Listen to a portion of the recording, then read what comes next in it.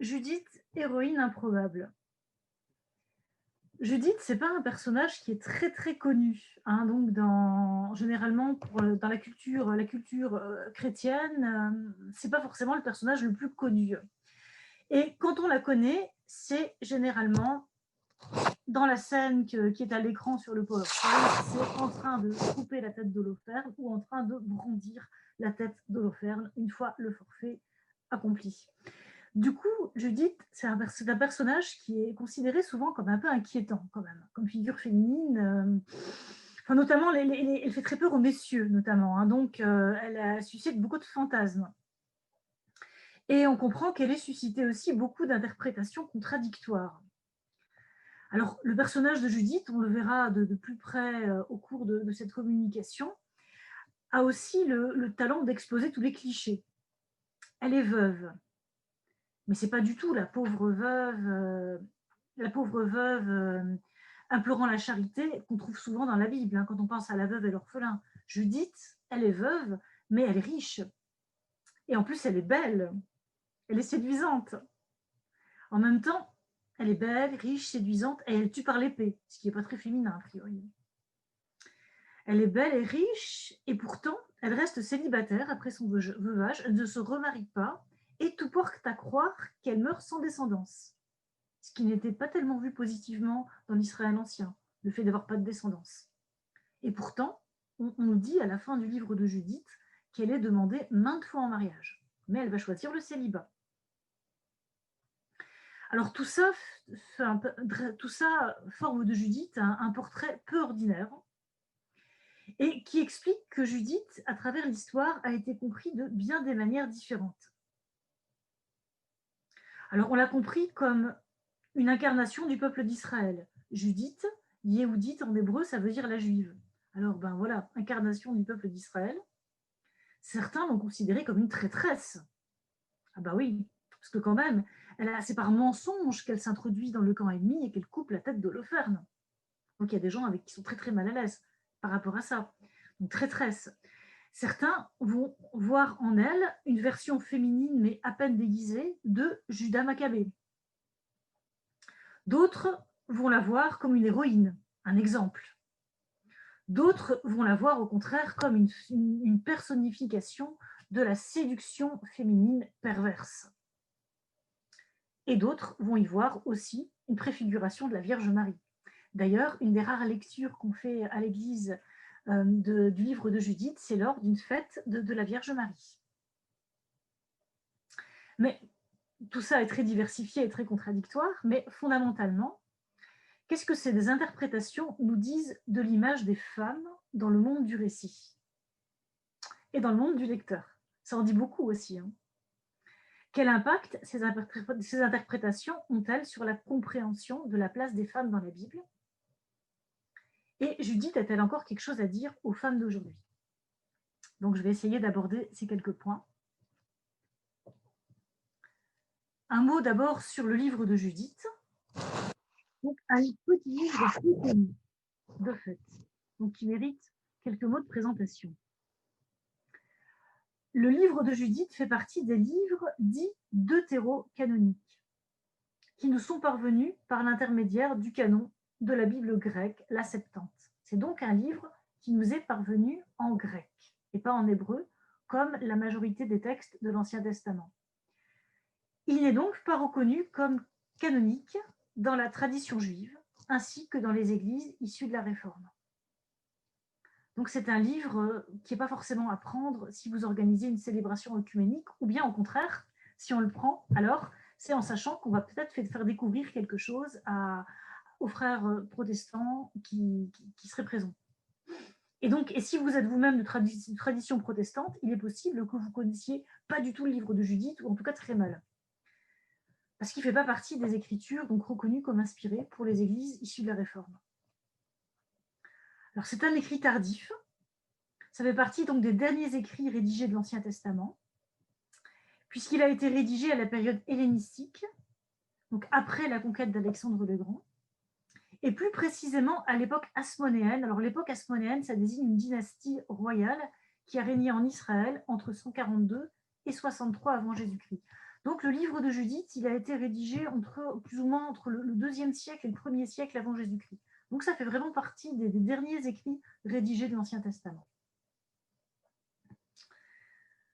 L'image de l'héroïne coupant ou brandissant la tête ensanglantée du général ennemi Holoferne figure dans bien des esprits, tant elle a été représentée à travers les siècles. Et je vais vous montrer un petit panorama, enfin quelques représentations de Judith à travers les siècles, avec, alors sur fond, alors en plus d'une chanson qui s'appelle Judith Beheading Holofernes. Donc c'est Judith brandissant la tête, décapitant Holoferne. Alors, si j'arrive à enclencher la musique, on va voir. Parce que ça a même inspiré une chanson. Alors, l'auteur ne parle pas vraiment de la chanson, ne parle pas vraiment de l'histoire de Judith, mais il parle en fait du tatouage de décapitant Holoferne sur l'épaule de sa copine. Mais bon.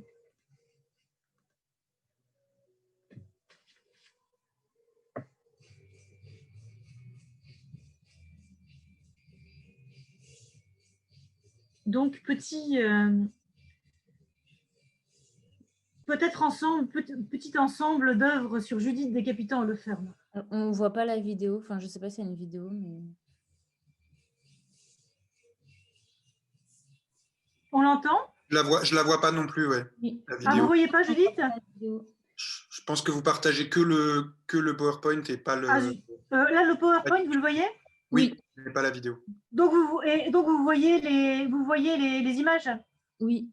Ah, c'est vous qui... Et vous entendez? Okay. Pardon? Oui, on entend la musique un petit peu en fond, ouais. Bon, bah, ça ira, c'est ce qui compte. Et vous voyez les images? Du PowerPoint, oui. Alors, c'est ce qui compte. D'accord. Très bien.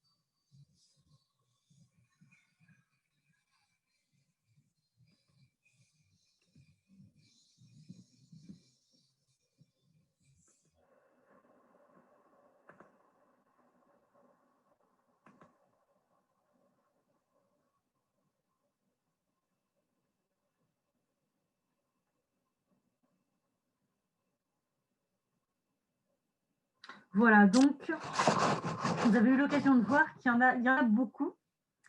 Il y en a beaucoup, donc des Judith coupant la tête d'Holoferne et brandissant la tête d'Holoferne. Et encore, j'ai fait une sélection, quoi. Il y en a encore plus. Il y aurait de quoi faire des livres entiers. Et ça a été fait d'ailleurs. On a des références, on a des ouvrages qui ont étudié toutes les représentations de Judith coupant la tête d'Holoferne. Alors, on voit que ça a beaucoup inspiré les artistes à travers les siècles. Cependant, le récit biblique lui-même est en général moins connu. Peu de gens ont lu en fait le livre de Judith. Beaucoup de gens ont vu des représentations de Judith coupant la tête d'Holoferne ou brandissant la tête d'Holoferne, mais peu ont lu véritablement le livre. Manifestement, le meurtre du général assyrien par la séduisante veuve de Béthulie est porteur d'une symbolique si puissante qu'elle a conduit à occulter petit à petit le récit biblique. On ne se rappelle plus que de la peinture. Alors du coup, je vais dire un petit mot sur le livre lui-même. Il se compose de 2 parties. Dans la première, qui couvre les chapitres 1 à 7, c'est Nabuchodonosor, roi d'Assyrie, qui est à l'initiative des événements et décide de partir en campagne contre les peuples de l'Ouest qui n'ont pas répondu à son appel lors d'une expédition contre un de ses ennemis, Arphaxad. Le narrateur décrit alors la progression inexorable de l'armée assyrienne qui avance et détruisant tout sur son passage. Le général Holoferne étant à sa tête. Donc c'est lui que Nabuchodonosor va déléguer pour prendre la tête de ses troupes et conquérir tous les territoires de l'Ouest, qui sont à l'ouest de la Syrie. Holoferne alors avance, tue, brûle, force les populations, en particulier à adorer Nabuchodonosor comme un dieu. Cette armée arrive en Judée et met le siège devant Béthulie, petite ville présentée comme la ville qui défend l'accès à Jérusalem et au temple. Donc elle a une place stratégique, cette petite ville de Béthulie. Privée d'eau, puisque Holoferne fait bloquer toutes les arrivées d'eau, les points d'eau, les rivières, les sources, les habitants de Béthulie et ses dirigeants parlent de se rendre si aucun secours ne leur est parvenu dans un délai de 5 jours. Parce qu'ils sont tous en train de mourir de soif. C'est alors que Judith, protagoniste de la seconde partie, qui couvre les chapitres 8 à 16, entre en scène et annonce aux anciens de Béthulie que, dit-elle, le Seigneur visitera Israël par mon entreprise. Et elle ne dit pas ce qu'elle va faire, elle ne précise pas. Après avoir prié, Judith revêt ses plus beaux atours et, se faisant passer pour une transfuge, s'introduit dans le camp assyrien accompagnée de sa servante. Alors elle raconte qu'elle a compris en fait que les Assyriens allaient gagner la bataille et que, voulant être épargnée, elle choisit de se rendre tout de suite. Mais qu'en plus, elle ne vient pas les mains vides, elle apporte des éléments stratégiques qu'elle veut communiquer au général ennemi Holoferne pour accélérer la prise de la ville. Alors Judith, elle a mis ses plus beaux atours, elle est très belle. Et elle séduit le général Holoferne, qui l'invite à un banquet, et profitant de son ivresse, puisque alors il est tellement séduit par Judith qu'il en perd la tête et qu'il boit comme un trou, et donc il tombe ivre-mort, et profitant de son ivresse, Judith le décapite avec sa propre épée qui pend au-dessus de son lit. Puis les deux femmes regagnent Béthulie tranquillement, avec la tête d'Holoferne dans leur panier à provisions. Et elles ne sont pas inquiétées. Elles sont accueillies alors dans une explosion de joie et de louanges par leurs compatriotes qui y voient l'œuvre de Dieu, assurément. Privée de son chef, dont la tête se balance au rempart de Béthulie, l'armée assyrienne se débande. Le récit se poursuit avec le pillage du camp assyrien et se termine par une action de grâce généralisée et par un sommaire relatant la fin de la vie de Judith. Donc, en gros, voilà ce que ça raconte. Alors, caractérisation du personnage de Judith dans le récit. Alors, qu'est-ce qu'on dit finalement du personnage de Judith dans le récit?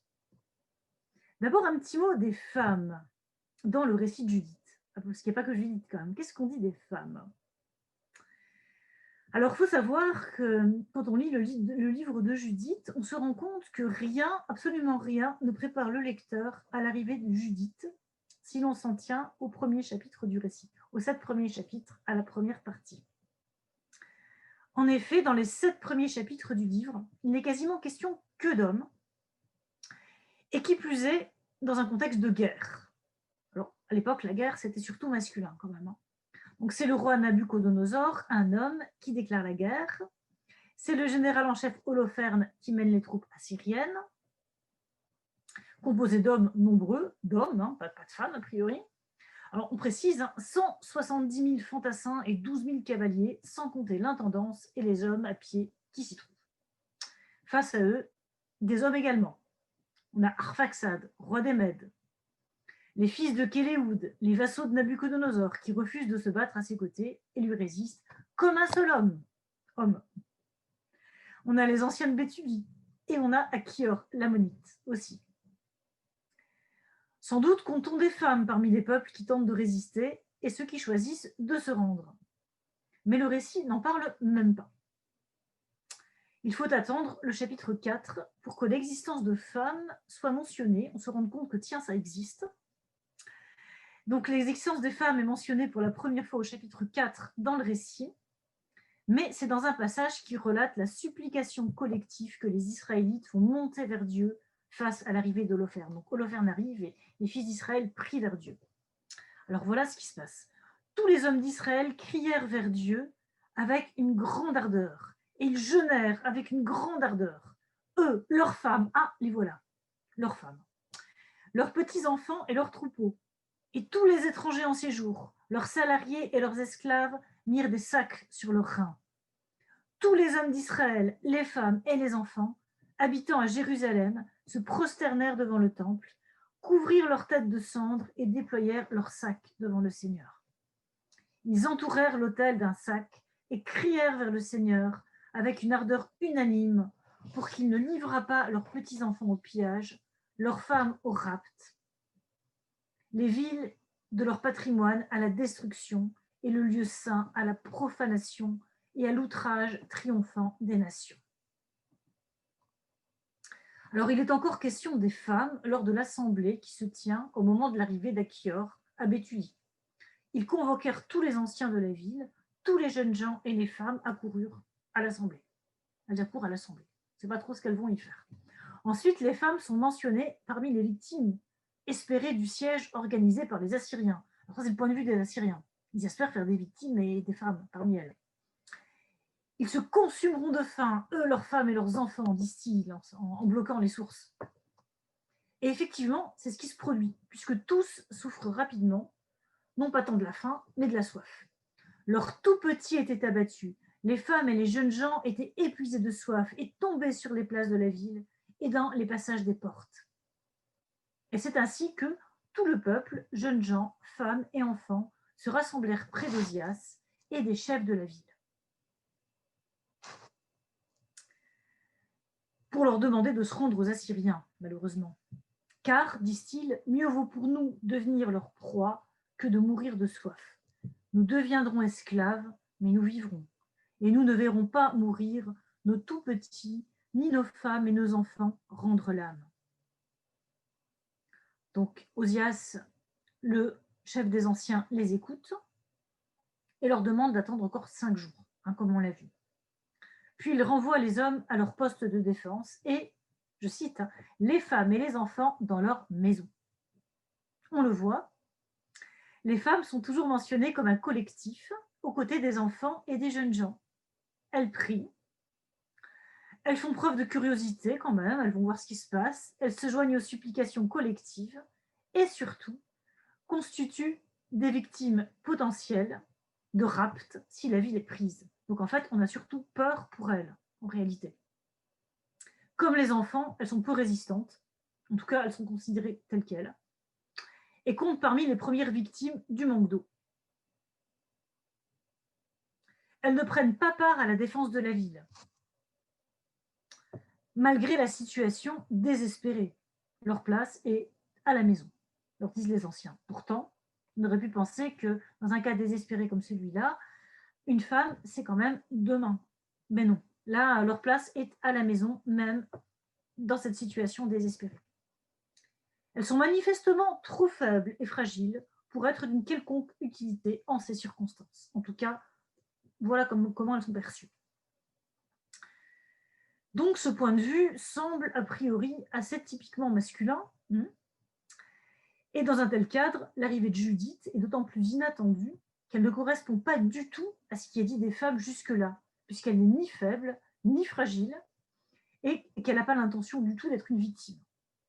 Donc en fait, Judith ne rentre pas du tout dans les cases, si vous voulez, dans le portrait des femmes tel qu'il est dressé dans les 7 premiers chapitres du récit. On se rend compte que c'est des pauvres petites choses, en fait, qu'il faut protéger, et c'est pas du tout comme ça que Judith va se présenter. Alors justement, donc, Judith, héroïne inattendue, puisque rien n'annonce l'arrivée d'une femme, justement, de l'envergure de Judith. Rien du tout. Or, Judith, dès son entrée en scène dans le récit, est présentée comme un personnage qui sort de l'ordinaire, complètement. Son nom signifie la juive, donc Yehudit, probablement pas par hasard. Et son nom est assorti d'une généalogie. C'était la fille de Merari, fils d'Ox, fils de Joseph, fils de Ziel, fils d'Elkia, fils d'Anani, fils de Gédéon, fils de Raphaïm, fils d'Akitob, fils d'Élie, fils de Kelkias, fils d'Eliab, fils de Nathanaël, fils de Salamiel, fils de Sarasadaï, fils d'Israël. Alors cette généalogie est frappante parce que c'est la plus longue généalogie de femmes de la Bible. Alors on a beaucoup de généalogies d'hommes dans la Bible, mais de femmes, elles sont très rares et souvent on ne va pas plus loin que la deuxième génération. Fille de un tel, bon, le père, on va le nommer bien souvent, dans le meilleur des cas le grand-père, mais pour les femmes, généralement, on ne va pas plus loin. Donc là, c'est de loin la généalogie de femmes la plus longue de la Bible. Et autre chose de frappant pour cette généalogie, c'est qu'elle est uniquement composée de noms d'hommes, en fait. Donc pour arriver à une femme, en fait, on va nommer toute une ribambelle d'hommes pour aboutir à une femme qui a l'air de prendre finalement la place du fils de son père, Merari. Puisqu'après toute une telle généalogie de noms d'hommes, une telle succession de noms d'hommes, en fait, on s'attendrait plutôt à un homme. Eh ben non, on a une femme. Donc rien que cette présentation est déjà inattendue. Après cela, la présentation de Judith semble prendre un tour plus conventionnel, puisque l'on nomme son mari, Manassé. Elle est mariée, comme tout le monde à l'époque, tout va bien. Mais c'est pour préciser que celui-ci est mort d'une insolation depuis 3 ans et 4 mois, faisant de Judith une veuve. Donc faisons de Judith une veuve. Tout ce que le lecteur sait de Manassé, donc son défunt mari, se limite d'ailleurs aux circonstances de cette mort, relativement peu glorieuse, surtout dans le contexte de guerre dans lequel se situe le récit, puisque le malheureux est mort d'une insolation. Ce qui fait de Judith un personnage un peu falot, fonctionnant manifestement comme un faire-valoir de l'héroïne. Alors, on ne dit pas non plus du mal, mais enfin voilà, on dit si peu et des choses si peu glorieuses que voilà, à côté de ça, il fonctionne comme un faire-valoir, par contraste, je dirais.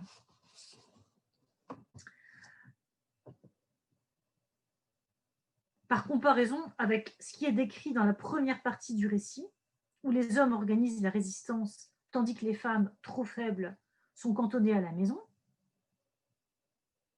on peut même y voir une inversion des pôles du genre. C'est l'homme qui est pris de faiblesse et meurt, donc qui meurt d'une insolation, tandis que sa femme lui survit et va même entreprendre une action de résistance. Donc on a presque quelque chose d'inversé en fait, par rapport au monde du récit. Le portrait que le narrateur dresse alors du personnage de Judith est celui d'une femme remarquable dans tous les sens du terme. 40 mois après la mort de son mari, donc 3 ans et 4 mois, ça fait 40 mois, donc 40 mois après la mort de son mari, elle porte toujours le deuil, alors que rien ne l'y oblige. Normalement, la durée normale d'un deuil, c'était de 7 jours, pas de 40 mois. Donc, elle porte toujours le deuil, on peut l'imaginer par choix. Elle vit retirée dans un pavillon sur le toit de sa maison, ce qui rappelle d'ailleurs le pavillon que la Shunamite construisit pour accueillir le prophète Élisée, en 2 Rois 4, verset 10. Donc on a un petit écho de l'histoire d'Élisée et de la Shunamite. Judith est pourtant très belle, donc ce n'est pas le fait d'être vieille ou laide qui l'a empêchée de se remarier, au contraire. Elle est très belle, nous dit-on, et bien que veuve, elle n'est pas dans le besoin. Donc ce n'est pas non plus une pauvre veuve. Donc je cite, « Elle était de fort belle apparence et de très gracieux aspect. Manassé, son mari, lui avait laissé or et argent, serviteurs et servantes, bestiaux et champs, et elle demeurait dans ses propriétés. » Judith occupe donc une position privilégiée qui la met à l'abri du besoin, y compris pendant le siège de la ville d'ailleurs, puisque durant le siège de la ville, elle peut se permettre d'utiliser même de l'eau pour se laver, alors que le peuple manque cruellement d'eau. On va dire à un moment donné qu'elle prend un bain. Alors certains vont se demander, mais est-ce que c'est pas égoïste de prendre un bain alors que tout le monde meurt de soif? Même peut-être sans doute pas, parce que Judith ne fonctionne pas dans le récit comme un personnage égoïste, et surtout, elle doit se faire belle et désirable, évidemment, pour séduire Holoferne. Donc ça implique le bain. Alors Judith ne s'est pas remariée. Et pourtant, tout porte à croire qu'elle n'a pas d'enfants, puisqu'on ne cite absolument jamais ses enfants. Elle est à la tête de ses biens, qu'elle fait gérer par une servante, et elle n'est manifestement pas sous la tutelle d'un homme, ce qui est exceptionnel pour l'époque. Judith se débrouille. Elle-même se consacre exclusivement au jeûne et à la prière, puisqu'on dit qu'en fait, c'est une de ses servantes qui gère ses biens. Elle délègue. Donc, elle vit une sorte de vie d'ermite, consacrée au jeûne, à la prière. Mais dans cette vie quasi érémitique, Judith ne perd pas contact avec les réalités du monde. Au contraire, son entourage semble la tenir au courant. Elle sait ce qui se passe, visiblement. Malgré son jeune âge, c'est une personne respectée, et pas seulement pour son argent. Il n'y avait personne à colporter sur elle de mauvais propos, car elle avait une grande crainte de Dieu, dit le récit. Donc avec toutes ces qualités, on pourrait presque dire malgré toutes ces qualités, eh bien, on ne dit pas du mal d'elle. Même les jaloux n'ont pas envie d'en dire du mal, tellement elle est bien, si vous voulez. Et la suite du récit confirme qu'elle est vraiment considérée, parce que les anciens de la ville répondent positivement à son invitation de venir la voir. Donc ce n'est pas elle qui va se déplacer pour aller parler aux anciens de la ville, elle va inviter les anciens et ils vont venir. C'est eux qui vont venir vers elle à sa demande. Donc ce qui montre qu'ils la respectent, qu'ils sont prêts à faire le déplacement pour la rencontrer. Et les anciens de la ville louent sa sagesse aussi, reconnaissent sa sagesse, explicitement. Ils disent qu'elle est reconnue comme une personne sage depuis sa jeunesse. Donc ça confirme qu'elle est bien respectée et reconnue, Judith. On a donc affaire à une femme pieuse, respectable, donc que le narrateur introduit à ce moment-là dans le récit. En même temps, elle sort du rang, donc par tous les aspects présentés. C'est pas du tout une femme classique, absolument pas. Et donc, elle se démarque très fortement des femmes dont il a été jusqu'à présent question dans le récit. Alors, Judith invite les anciens à venir chez elle. Alors, ils acceptent, ils viennent. Et une fois qu'ils sont là, Judith commence par leur asséner un long discours, le reprochant de mettre Dieu à l'épreuve en lui imposant de venir dans un délai de 5 jours. Elle dit, mais qui êtes-vous pour mettre Dieu à l'épreuve et pour lui fixer des délais? Donc elle se permet de faire la morale en plus aux anciens de Béthulie, ce qui n'est pas rien. Les anciens de Béthulie, ce sont on peut dire les autorités de la ville. Donc elle fait la morale aux anciens de Béthulie et les exhorte à accepter l'épreuve que Dieu leur envoie. Donc pour elle, le siège de Béthulie, en fait, c'est une épreuve que Dieu envoie, qu'il faut accepter. Et pour elle, il faut s'en remettre à la miséricorde du Seigneur. Enfin, elle annonce qu'elle va intervenir. Écoutez-moi, je ferai une action qui parviendra aux fils de notre race jusqu'à des générations de générations. Vous vous tiendrez à la porte cette nuit. Je sortirai avec ma suivante, et avant les jours où vous avez parlé de livrer la ville à nos ennemis, le Seigneur visitera Israël par mon entremise, dit-elle. Et elle ne précise pas plus ce qu'elle compte faire.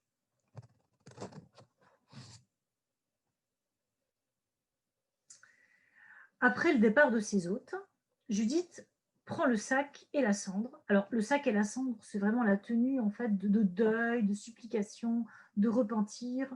Donc, elle va supplier. Elle adopte la posture de la suppliante. Et dans un cri, elle élève une longue prière vers Dieu. Elle supplie Dieu de l'assister, comme il a assisté autrefois son père Siméon, pour tirer vengeance de leurs ennemis. Regarde leur orgueil, envoie ta colère sur leur tête. Donne à ma main de veuve la force que j'ai méditée. Frappe par mes lèvres trompeuses l'esclave à côté du chef, et le chef à côté de son serviteur. Broie leur haute taille par une main de femme. Car ta force n'est pas dans le nombre, ni ta puissance dans l'effort, mais tu es le Dieu des humbles, le secours des petits, le défenseur des faibles, le protecteur des abandonnés, le sauveur des désespérés. Judith passe ensuite aux préparatifs matériels. Bon, là, c'était les préparatifs spirituels, la prière, et puis, voilà, on va passer aux choses concrètes. Elle quitte ses habits de veuve et tout le sac, la cendre, tous les habits de la suppliante, pour des habits de fête, au contraire. Et elle se fait la plus séduisante possible. S'étant munie de provisions, elle quitte alors Béthulie, accompagnée de sa servante. Alors, on ne sait pas encore vraiment ce qu'elle va faire, mais le lecteur la voit, donc on la décrit, se faisant toute belle, ressortant ses bijoux qu'elle n'avait plus jamais mis depuis la mort de son mari, et vraiment se maquillant, se parfumant, etc. Donc, elle se met en route, elle arrive aux environs du camp assyrien, elle est arrêtée par un avant-poste assyrien. Elle se fait alors passer pour une transfuge et se fait conduire auprès du général en chef Holoferne. Pour moi, dit-elle, je viens voir Holoferne, le général en chef de votre armée, pour lui apporter des paroles de vérité, et je lui montrerai devant lui le chemin qu'il doit suivre pour devenir le maître de toute la région montagneuse, sans que manque à l'appel ni homme ni âme qui vive. Alors tous sont éblouis par sa beauté, y compris Holoferne lui-même. Et personne ne met en doute la véracité de ses paroles. Ils sont tellement embobinés par la beauté de Judith que voilà, personne ne va même jeter le soupçon sur le fait que peut-être qu'elle les mène en bateau. Mais non, pas du tout. On dit dans le récit que tous la trouvent si belle que voilà, il ne voit plus que ça. Judith affirme à Holoferne, répétant les propos qu'Achior l'ammonite qui l'a précédé a tenus auparavant, que son peuple ne peut être vaincu que si son Dieu le permet. Alors, voilà ce qu'elle dit. Car notre race n'est pas punie. L'épée ne prévaut pas contre eux, à moins qu'ils n'aient péché contre leur Dieu. Et donc Judith dit à Holoferne, notre Dieu nous soutient, sauf si on pêche, sauf si on commet des péchés. Or, dit-elle, c'est justement ce qui est en train de se passer. Les Israélites, selon Judith, terrassés par la faim, sont sur le point de manger des aliments consacrés à Dieu. Dieu ne pourra pas manquer de les livrer à l'ennemi, dit-elle, puisqu'ils auront péché. Et il les livrera à l'ennemi au moment qu'il indiquera à Judith. Alors, vous l'aurez compris, Judith raconte des mensonges. C'est pas vrai du tout. En réalité, les Israélites ne souffrent pas de la faim. Ils ont tout ce qu'il faut à manger. Ils souffrent de la soif, en fait. Et ils s'apprêtent nullement à s'en prendre à des nourritures consacrées. Mais en fait, ce qu'ils projettent de faire, c'est plutôt de se rendre à Nabuchodonosor, en réalité. Donc pas du tout de manger des nourritures consacrées, pas du tout de s'en prendre à des choses, à des nourritures consacrées à Dieu, mais ce qu'ils projettent de faire, c'est plutôt de se rendre, en fait. Se rendre à l'ennemi, parce qu'il meurt de soif. Mais ça, Holoferne, évidemment, ne va l'apprendre à aucun prix. Donc Judith raconte tout à fait autre chose.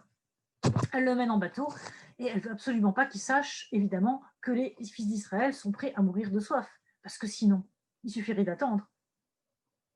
Et ça, Judith ne veut absolument pas que Holoferne soit tenté d'attendre tranquillement, que voilà, les Israélites se rendent, bien évidemment. Donc, elle lui raconte un bobard, et elle est tellement belle, il est tellement ébloui par sa beauté qu'il la croit. Donc, tous sont complètement en admiration devant Judith. Ces paroles plurent à Holoferne et à tous ses officiers. Ils admirèrent sa sagesse et dirent « Il n'y a pas de femme pareille d'une extrémité de la terre à l'autre pour la beauté du visage et l'intelligence des paroles. » Donc ils sont complètement embobinés et personne ne remet en cause la véracité des paroles de Judith. Personne même s'interroge, se pose la question. Le 4e jour, donc dans le camp, espérant séduire Judith, Holoferne organise un festin. Ben oui, parce que une si belle femme, quand même, il aimerait bien qu'elle finisse dans son lit. Donc clairement, lui, ce qu'il souhaite, c'est séduire Judith.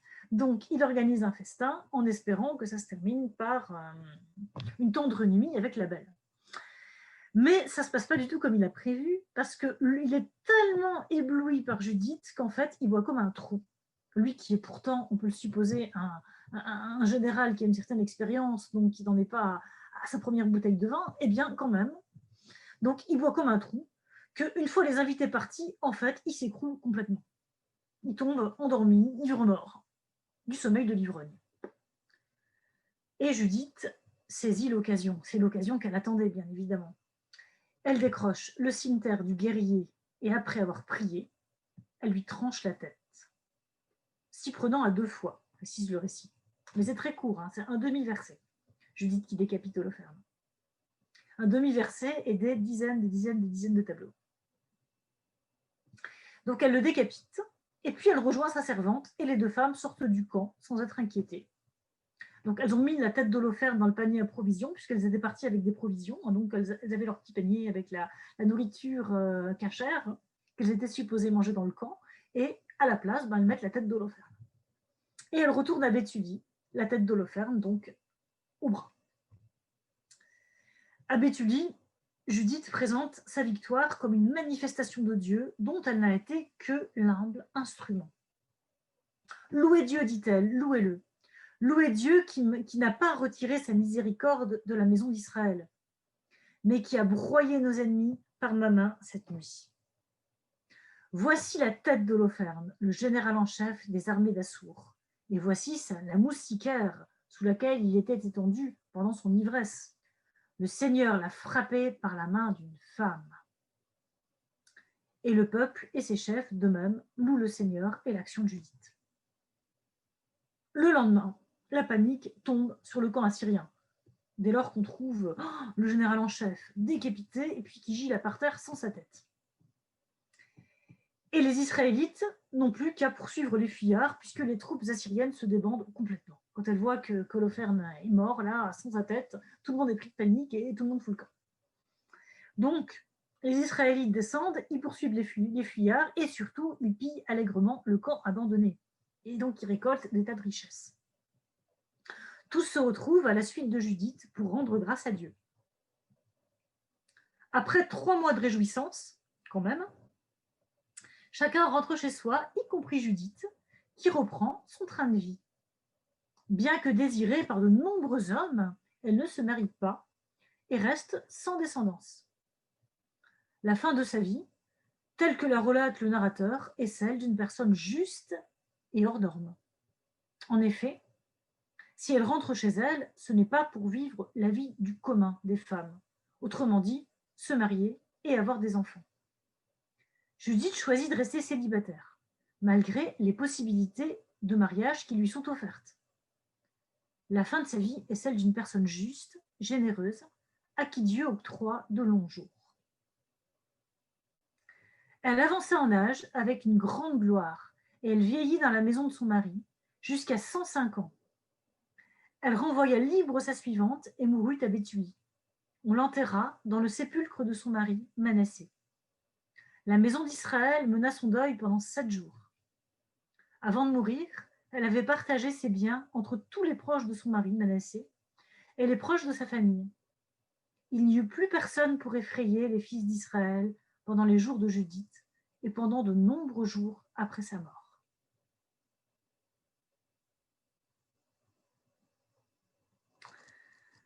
Alors, on vous l'aurait entendu, le moins que l'on puisse dire est que le personnage de Judith est construit pour surprendre le lecteur, d'autant que les autres personnages du récit, on l'a vu aussi, ne le préparent pas du tout à ça.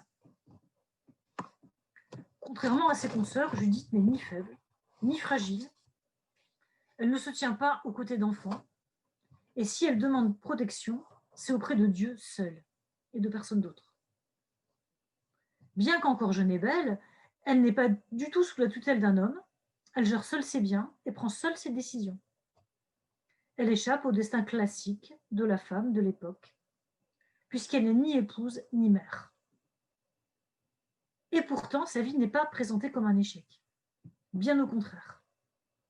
D'autant qu'aucune autre femme de la Bible ne présente cet ensemble de caractéristiques. Elle est vraiment unique, Judith, pour ça.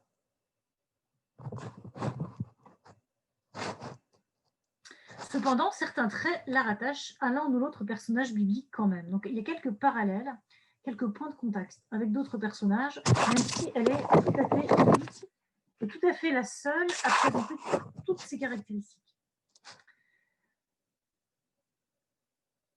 Ainsi, pour venir à bout d'Holoferne, Judith se montre capable de tirer l'épée et de s'en servir, tel un nouveau David décapitant Goliath. Et donc, il y a des parallèles entre Judith et David, assez clairement. Ça a été vu d'ailleurs par les peintres. Certains peintres ont peint de la même manière Judith et David décapitant Goliath. Ça s'est étudié aussi au niveau artistique. Il y a des termes d'ailleurs dans Judith qui décapite Holoferne qui sont repris du récit du livre de Samuel qui raconte la décapitation de Goliath par David. Donc il y a des points de contact entre les deux récits assez clairement. D'autre part, Judith offre des points communs avec Déborah et Yaël. Alors Déborah et Yaël, on les trouve au chapitre 4 et 5 du livre des juges. Et ces deux femmes vont donner la victoire à Israël dans un contexte de guerre. Là, on a aussi des femmes qui vont agir dans un contexte de guerre. Alors Déborah, comme prophétesse, en envoyant, en donnant les directives au général, en pilotant en quelque sorte le général qui va prendre la tête des troupes d'Israël. Et puis Yaël, elle, va tuer le général ennemi par ruse, dans son sommeil, après l'avoir mis en confiance. Donc on a quelque chose d'assez proche. Alors Judith possède aussi des traits communs avec Juda Maccabée, à commencer par son nom. Ah oui, Juda et Judith, c'est féminin et masculin, du même prénom. Comme le relève Christophe Niant, le récit de Judith combine les deux faits d'armes qui inaugurent et concluent la carrière militaire de Juda Maccabée. La résistance à Antiochus Épiphane et la victoire sur le général Nicanor, dont la figure d'Holoferne est clairement inspirée. C'est d'ailleurs sur ce dernier épisode que s'achève le récit de Maccabée. Alors cela dit, comment est-ce qu'on doit comprendre ce parallèle entre Judith et Juda Maccabée que beaucoup d'exégètes ont repéré? Est-ce que c'est un élément de caractérisation positif ou plutôt caricatural? Comment ça fonctionne? C'est pas du tout évident pour les commentateurs. Quand on regarde comment les commentateurs ont considéré ce parallélisme entre Judith et Juda Maccabée, on se rend compte qu'en fait, ils l'ont pas du tout perçu de la même manière. S'appuyant donc sur les éléments eschatologiques du récit, par exemple, Christophe Niant voit en Judith un Juda Maccabée eschatologique, dit-il, illustrant le grand renversement qui verra les humbles et les faibles régner sur Israël, tandis que les forts seront renversés. Donc on a déjà une anticipation du Magnificat, en quelque sorte. Alors d'autres exégètes voient plutôt en Judith une sorte de caricature critique dirigée contre Juda Maccabée et la suprématie des Asmonéens, qui seront les Asmonéens, qui ce sera la dynastie royale qui va naître des frères Maccabées. Et donc certains, si vous voulez, pour résumer, vont voir dans ce parallélisme entre Judith et Juda Maccabée quelque chose de positif, plutôt pour Judith et pour Juda Maccabée. D'autres vont au contraire y voir quelque chose de négatif et même une caricature de Juda Maccabée, une critique de Juda Maccabée, une caricature en féminine en fait. On féminise Juda Maccabée, si vous voulez, et on le rend en quelque sorte ridicule, en le caractérisant comme ça. Dans les deux cas, c'est la faiblesse de Judith en tant que femme qui est mise en avant par les commentateurs. Donc presque tous les commentateurs vont interpréter ce parallèle en mettant l'accent sur la faiblesse de Judith en tant que femme. Et pourtant, il me semble que sur ce point-là, il est intéressant de faire la part des choses entre ce que les personnages disent de Judith et ce que Judith dit d'elle-même et ce que le narrateur nous montre de l'action de Judith. Parce que c'est deux choses très différentes en réalité. Parce que quand on voit que Judith est considérée comme une faible femme, et quand on évoque sa faiblesse, on constate que c'est toujours dans la bouche des personnages, et en particulier dans la bouche de Judith elle-même. C'est elle qui se présente en particulier comme une faible femme. Elle se présente comme veuve. Elle insiste sur le fait que le Seigneur est passé par la main d'une femme. Alors probablement qu'elle insiste elle-même sur sa faiblesse pour mettre en avant l'aspect miraculeux de sa victoire, et donc l'agir de Dieu, très certainement. Et pourtant, quand on regarde comment le narrateur lui-même caractérise Judith dans le récit, quand on voit comment elle agit, on se rend compte qu'en fait, c'est pas du tout une faible femme, en réalité. Elle n'est pas du tout caractérisée comme ça. Au contraire, c'est une femme exceptionnelle, en fait. Et à côté de cette femme exceptionnelle, ce sont les hommes qui font plutôt pâle figure dans le récit. Alors donc, même si elle-même se plaît à se présenter comme une faible femme, petit instrument du Seigneur, en réalité, quand on suit comment elle agit, on se rend compte que pas du tout. En réalité, c'est plutôt une personne assez remarquable, et notamment remarquable de courage, de force et d'intelligence également. On voit que même Achior l'Ammonite, donc le général en chef des armées ammonites, qui a été livré par Holoferne dans le camp des fils d'Israël et qui va se convertir, donc on a là un rare exemple de conversion d'un païen au judaïsme, et bien cet Achior l'Ammonite s'évanouit en présence de Judith. Quand il lui montre la tête d'Holoferne, il est tellement saisi qu'il s'évanouit. Judith, elle, ne connaît aucune défaillance, vous remarquerez, y compris au cœur de l'action. Jamais Judith ne s'évanouit. C'est Achior, le général ammonite, qui s'évanouit, pas elle. De ce fait, il me semble que, d'après ce qu'on dit de Judith dans le récit, et en particulier du narrateur, et d'après ce qui nous est montré, il convient de relativiser la faiblesse de Judith et les interprétations théologiques qui vont s'appuyer sur la faiblesse de Judith. Parce qu'il me semble que Judith n'est pas faible, en réalité. Les parallèles qu'on peut faire entre ce personnage, donc le personnage de Judith et Judas Maccabée, doivent se comprendre, à mon avis en tout cas, comme étant autant d'éléments de caractérisation positive de Judith, de la même manière qu'on peut la rapprocher de Yaël et de David. Comme Judas Maccabée, Judith incarne la résistance judéenne face à l'oppression étrangère, et qu'elle soit femme ajoute une dimension supplémentaire.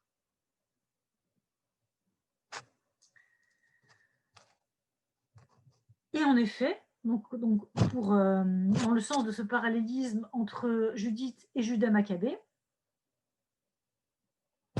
on constate que Judith possède des traits à la fois féminins et masculins.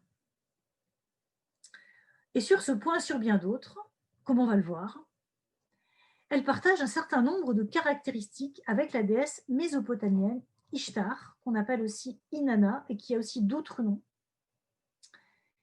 Et ces traits caractéristiques n'ont jusqu'à présent pas tellement été relevés, en tout cas en parallèle avec Judith. On a peu relevé donc ces éléments de parallélisme entre Judith et Ishtar. Or, il m'a semblé que c'était intéressant parce que ces deux dames avaient pas mal de points communs, en réalité. Alors, Ishtar, qui est-ce? Ishtar, c'est une déesse de l'amour, de l'orage, de la fécondité et de la guerre.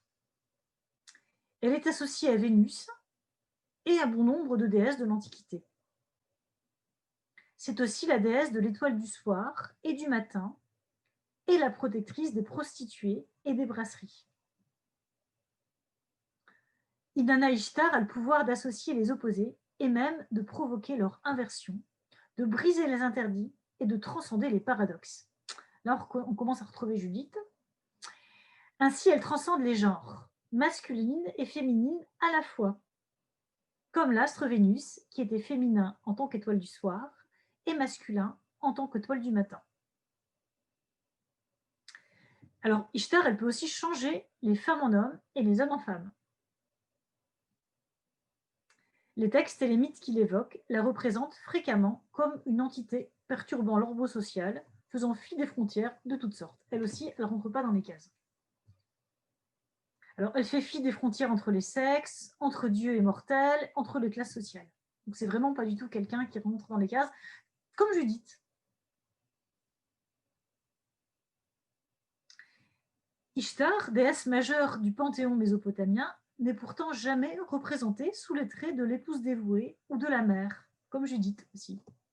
Elle offre plutôt l'image d'une femme libre, indépendante de toute domination masculine, éloignée de la sphère domestique, maniant volontiers la séduction et la tromperie. Là aussi, vous reconnaissez notre héroïne. On peut même y voir une incarnation de l'archétype du rusé trompeur, ce qui correspond à l'anglais trickster. On le voit, Judith et Ishtar partagent un certain nombre de caractéristiques communes. Personnage haut en couleur, Ishtar transcende les limites de toutes sortes, prétend agir... Ah oui, pardon, excusez-moi, Judith plutôt. Donc, personnage haut en couleur, Judith transcende les limites de toutes sortes, mais comme Ishtar en fait. C'est vraiment très proche. Sauf que Judith, elle, contrairement à Ishtar, qui est une déesse, Judith, qui est une mortelle, prétend agir au nom du Dieu d'Israël. Et en tant que membre d'un peuple assiégé, elle utilise avec succès la ruse et la tromperie face à l'oppresseur. Donc là aussi, il y a une différence, c'est que Judith, non seulement est une mortelle, mais Judith agit aussi en situation d'oppression, ce qui n'est pas le cas d'Ishtar. Mais enfin, elles ont quand même pas mal de caractéristiques communes, toutes les deux. Mais autre différence aussi avec Ishtar, c'est que le personnage de Judith n'a pas l'aspect comique du rusé trompeur que peut avoir Ishtar à certains moments. Et si Judith est une figure qui sort de la norme, en particulier en tant que femme, elle n'en est pas pour autant marginale, dit le récit. Au contraire, la fin de sa vie montre qu'elle est reconnue et même honorée par son peuple. Donc ce n'est pas non plus une figure comique, ni une figure tout à fait marginale, même si elle a un côté à part, un côté séparé, mais tout de même, elle jouit d'un grand respect. Si les dernières attestations que nous connaissons du culte d'Ishtar remontent au IIe siècle avant Jésus-Christ, bon, donc ça peut être à peu près contemporain quand même de l'écriture de Judith, bien que c'est vraiment la fin, on constate qu'elle a influencé les représentations de plusieurs déesses. Nanaya, Astarté, Anat, Atargatis, leur plus connue, Aphrodite et Vénus. Et jusqu'au culte rendu à la Vierge Marie en tant que reine du ciel, puisque le titre de reine du ciel était un titre porté par Ishtar elle-même. Donc la première reine du ciel, c'est Ishtar. S'il n'est pas possible d'affirmer de manière certaine que le personnage de Judith a été construit en référence à Ishtar, puisque jamais on va prononcer le nom d'Ishtar, donc on ne peut pas être certain que c'est ce qu'avaient en tête, si vous voulez, les auteurs du livre de Judith, il reste que la jolie veuve de Béthulie et la déesse guerrière relèvent du même type de représentation du féminin fantasmé, plein d'ambiguïté, objet de répulsion, d'admiration et surtout de fascination. C'est d'ailleurs essentiellement cet aspect que l'on retrouve dans les nombreux portraits de Judith à travers l'histoire. C'est beaucoup ça qui va frapper les gens. D'où le nombre de tableaux sur Judith décapitant Holoferne. Alors, ça sera mon dernier point. Judith est-elle un modèle ou un repoussoir finalement? Judith est-elle présentée comme un modèle pour les femmes? Peut-elle être un modèle pour les femmes? Peut-elle être considérée comme telle? Alors, les intentions de l'auteur historique, évidemment, ne sont plus guère accessibles. Et la réponse pour le lecteur d'aujourd'hui est loin d'être évidente. On l'a vu à travers les commentateurs, il y a vraiment de tout. D'un côté, il est difficilement imaginable qu'un tel type de femme fasse l'unanimité dans une société patriarcale. Clairement, donc, on peut supposer qu'à l'époque où le livre de Judith a été écrit, la plupart des hommes ne voulaient pas forcément ça comme épouse. D'un autre côté, si on suit la trame du récit, on constate que la manière de vivre de Judith, ainsi que les moyens qu'elle met en œuvre pour venir à bout d'Holoferne, ne sont à aucun moment remis en cause. Elle n'est jamais critiquée, Judith, pour ce qu'elle fait et pour ce qu'elle vit. Au contraire, Judith est un sujet de louange pour tous, tant les hommes que les femmes. Dieu lui-même, s'il n'intervient pas de manière explicite dans l'action de Judith, ne la remet pas non plus en cause et lui octroie même de longs jours paisibles, ce qui, dans l'Ancien Testament, est plutôt considéré comme une bénédiction. Alors, nous l'avons vu, Judith fait ressortir l'aspect miraculeux de la victoire des Israélites en la présentant comme le fruit de l'action d'une faible femme, dit-elle. Simple instrument de l'agir de Dieu. Cependant, le personnage de Judith, tel qu'il se présente dans le récit, a-t-il pour seule fonction de mettre en valeur le miracle? Donc, est-ce que Judith, finalement, n'est qu'un faire-valoir des œuvres de Dieu, ou pas? Moi, je pense que non. Ce seul aspect ne permet pas de rendre compte de la complexité du personnage de Judith. Manifestement, et contrairement à ce qu'elle dit elle-même, Judith est bien plus qu'un simple instrument et donc qu'un faire-valoir. Le récit insiste sur sa piété, son esprit d'initiative, son intelligence, son courage, mais aussi sur sa séduction et sa ruse, ce qui en fait un véritable personnage de légende. Certes, Pour arriver à ses fins, Judith utilise la séduction et la tromperie, ce qui l'a souvent rendue impopulaire, puisque bon nombre de commentateurs, qui sont généralement des hommes, y ont vu une illustration de la perversité féminine. Vraiment. C'est oublier que Judith sauve son peuple assiégé par l'armée assyrienne et donc qu'elle agit dans un contexte particulier quand même. C'est oublier aussi que ses armes ne se limitent pas à cela. Judith fait aussi usage de l'intelligence, de la piété, du courage et même d'une arme de guerre, l'épée. Donc elle ne fait pas que tromper et que ruser. Elle se montre en cela courageuse et pleine d'à-propos. En ce sens, elle est un modèle pour quiconque, tant homme que femme, placé dans une situation extrême, décidé à prendre ses responsabilités en s'appuyant sur sa foi en Dieu, son intelligence et son courage, dans un monde où, comme dans le récit de Judith, l'action de Dieu n'est plus perceptible que dans le rappel des hauts faits du passé et à travers les actions et les témoignages humains. Le fait qu'elle soit une femme nuance considérablement l'image que peut se faire le lecteur de la place des femmes dans la Bible. Certes, Judith est une exception, et certains diront qu'elle est l'exception qui confirme la règle. C'est un peu facile. Cependant, cette exception, elle mérite d'exister. Et dès lors, elle ouvre des voies aux femmes qui souhaiteraient ou qui se trouveraient dans la situation de devoir les emprunter. Désormais, à la suite de Judith, les femmes ne sont plus condamnées à attendre passivement l'issue de la bataille ou du siège, terrées au fond de leur maison. Elles sont invitées à l'action. Et voilà, je m'arrêterai là. Je vous remercie pour votre attention.